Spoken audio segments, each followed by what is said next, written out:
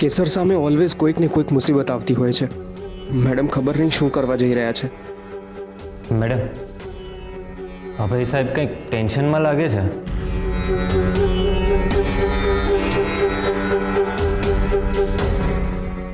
અભય વજન ઘટાડી રહ્યો છે કે શું?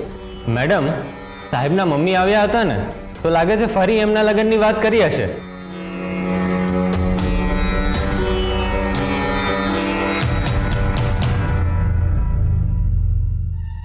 અભય, કઈ પ્રોબ્લેમ થયો છે?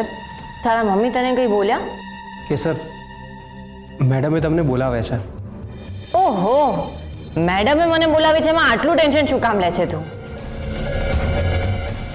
શું થયું છે?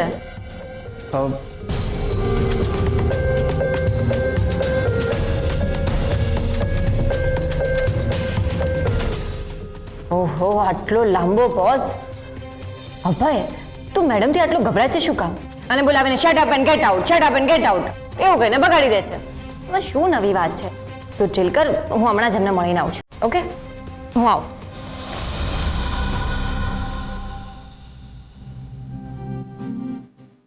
એનીવે, મિશન એ છે કે આઈબીને ઇન્ફોર્મેશન મળી છે એક આતંકવાદી સંગઠન બ્લાસ્ટ કરવાનું છે. દેશની સુરક્ષાનો સવાલ આવે ને ત્યારે એક સેકન્ડ મહત્વની હોય છે. તમારા જેવા ઓફિસર વિશ્વાસ કે અવિશ્વાસની પરીક્ષામાં પાસ થાય કે નપાસ થાય એ મહત્વનું નથી.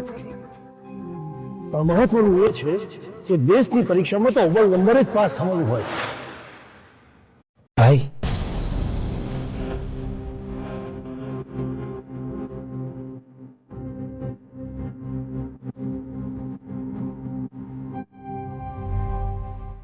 ભાઈ, તમે કંઈક કહી રહ્યા હતા? હા, તો હું એમ કહી રહ્યો હતો કે ગામના લોકોએ જમીનદારોના બદલે ખેડૂતો પર વિશ્વાસ મૂક્યો છે. તો હવે આપણે લોકોએ વિશ્વાસ પર ખરા ઉતરવાનું છે. હમણાં મારી પ્રતાપ કાકા સાથે પણ વાત થઈ.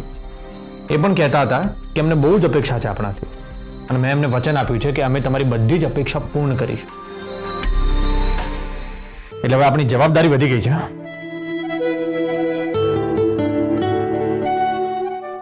અને હા, હવે આપણે આજની મીટિંગની વાત કરીએ. આજે આપણે લોકો આપણા પક્ષનો અધ્યક્ષ કોણ બનશે એ નક્કી કરવા માટે ભેગા થયા છીએ. એમાં નક્કી શું કરવાનું છે ભાઈ? અમારા અધ્યક્ષ અને સભાપતિ તમે જ તો છો. શું કહો છો ભાઈઓ? તમે જ છો. એક મિનિટ, આમ કોઈ આડેધડની નિર્ણય લેવાના. એટલે આપણે એક મીટિંગ કરીએ અને પછી બહુમતીથી નક્કી કરીએ. તો આપણે લોકો મીટિંગ કરીએ એની પહેલા મારે એક પક્ષના કાર્યકર તરીકે ઠરાવ મૂકવો છે. રાજગઢ ખેડૂત બજાર સમિતિના અધ્યક્ષ તરીકે હું નીતિનનું નામ આગળ કરું છું.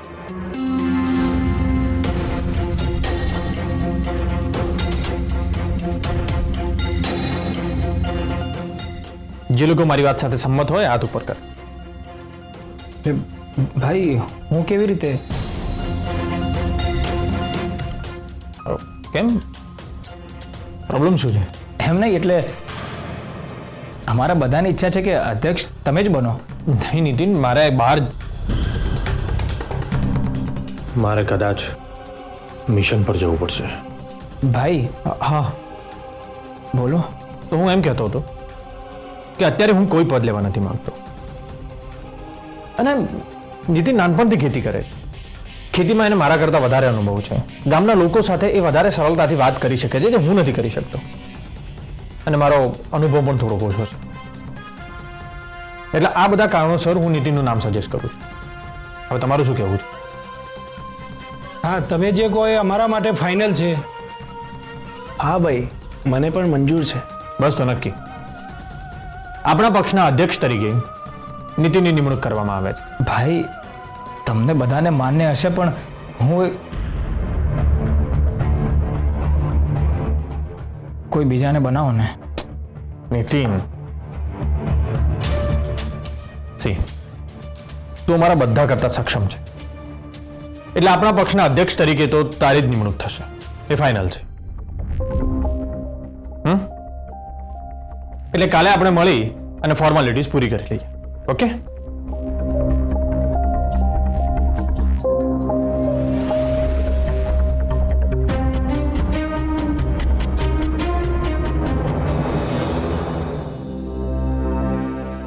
May I come in, madam?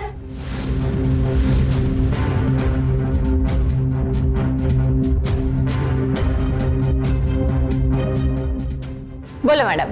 આ વર્દી શું તે લોકોને ડરાવવા માટે પહેરી છે? તું તારી જાતને મોટી તોપ સમજે છે? મેડમ, તમને આવું અચાનક શાના પરથી લાગ્યું? બોલતા પહેલા સાંભળવાની આદત પાડ. મેડમ, મેં સાંભળ્યું એટલે જ તમને પૂછ્યું કે આવું તમને શેના પરથી લાગ્યું. આ મેં સાંભળ્યા વગર બોલ્યું. હા, બહુ ઓવર સ્માર્ટ ના બનીશ. તારા પર એક ગંભીર આરોપ છે. કેવો આરોપ? ઓફ ડ્યુટી તું સામાન્ય નાગરિકના બેડરૂમમાં ઘૂસી ગઈ અને એના પર જીવલેણ હુમલો કર્યો. ઓફ ડ્યુટી હતી છતાં પણ તે વર્દી પહેરી હતી.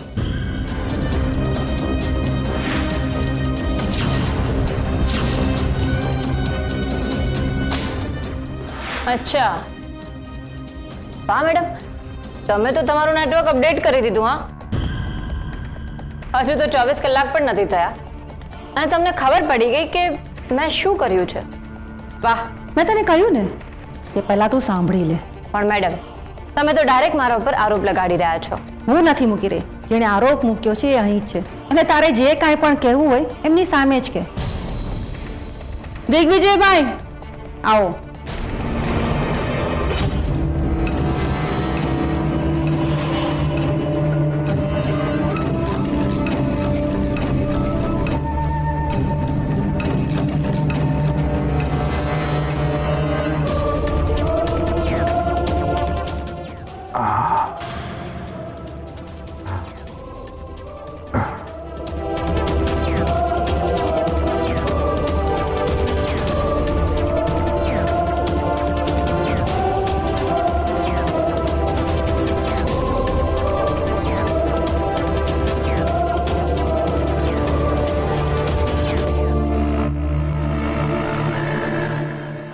બેસો.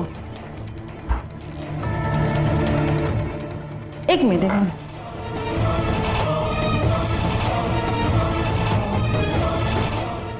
બેસો.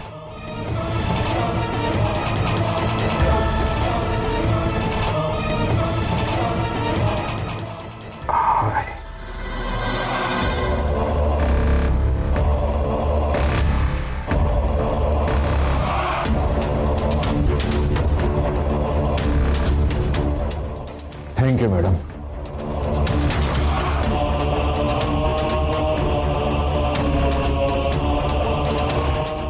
બોલો દિગ્વિજયભાઈ, તમારે શું ફરિયાદ છે?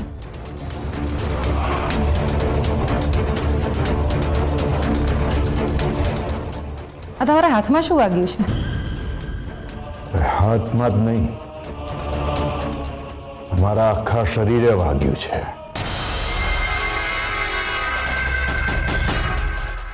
તમારા પીઆઈ કેસર હર્ષવર્ધનસિંહે અમારી ઉપર હુમલો કર્યો છે અને અમને જીવથી મારી નાખવાની ધમકી પણ આપી છે. આમ તો તારી જીભ બહુ જ ચાલતી હોય છે ને, હવે શું થયું? મેડમ, હું કારણ વગર કોઈને મારતી નથી, એ તો તમે જાણો જ છો. મેડમ, અમે એમના જેઠ છીએ. કોઈ દિવસ સાંભળ્યું છે ઘરની વહુએ એમના જેઠ ઉપર હાથ ઉપાડ્યો હોય?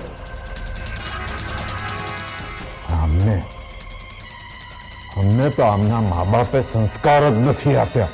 દિગ્વિજયભાઈ, તમારે મને જે કહેવું એ કહો, પણ મારા ફેમિલી વિશે એક શબ્દ પણ ના બોલતા. જોયું મેડમ, એક સિનિયરની હાજરીમાં અમને કેવી ધમકી આપે છે. હમણે અમને હંટરે માર્યા છે. મારી પીઠ ઉપર હંટરના નિશાન પણ છે. મેં જુઠ્ઠું નથી બોલતા. મારી પાસે વિટનેસ પણ છે. તમારી પાસે વિટનેસ છે? તમે તો એટલા ભ્રષ્ટ માણસ છો ને કે કોઈને પણ રૂપિયા આપીને એઝ અ વિટનેસ ઊભા કરી દેશો. પણ સાચા વિટનેસ તો મારી પાસે છે. જો હું અર્જુનભાઈ અને વેદિકા ભાભીને એઝ અ વિટનેસ અહીંયા લઈ આવીશ ને તો તમે અહીંયાથી ઘરે નહીં સીધા જેલમાં જશો એમ